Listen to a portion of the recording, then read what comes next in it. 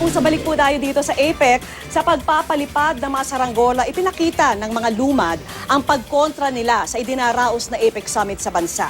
At habang ginagawa nila ito, may drone na umikot sa kanilang grupo. At nakatutok si John Consulta. Sa tuktok ng bell tower ng Baclaran Church nagpalipad ng mga saranggola ang ilang mga lumad na ilang araw nang nasa lugar. Nakasulat sa mga gawa sa plastic na saranggola ang mensaheng Junk APEC.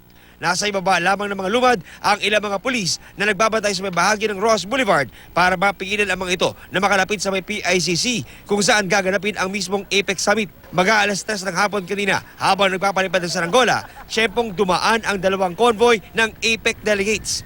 Ayon sa mga lumad, hangad nilang mairehistro ang kanilang pagtutol sa nagaganap na APEC Summit dahil paniwala nila may negatibo itong epekto sa kanilang ancestral land dahil sa mining activities na isinusulong nito. Ang pagpapalipad nila ng mga saranggola ay protesta nila para ihayag yung kanilang pagpapalayas sa APEC na siyang dahilan kung bakit sila napaalis at kung bakit inaatake yung kanilang mapaaralan doon sa kanilang mga komunidad sa Mindanao. Pasado alas 3, pumasok sa loob ng Baclaran compound ang isang drone at inikutan ang encampment na may 700 lumad. Nagpaikot-ikot ito. Sa di kalayuan, nakapwesto ang isang lalaki at isang babae na may hawak ng controller ng drone.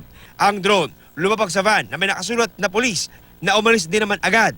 Ayon sa mga lumad, sana raw ay itigil na ang pag-surveillance sa kanilang grupo at tulungan na lang sila ng gobyerno na matigil ang pagpatay sa mga lumad. Isa sa mga simbolo ng pagpapalipad nila ng saranggola ay kanilang yung kagustuhan na maging malaya, kagustuhan na maging mapayapa. Ayon sa PNP, tinitiyak lamang daw nila ang kaligtasan ng lahat kaugnay sa APEC Summit. John Consulta, nakatutok, 24 oras.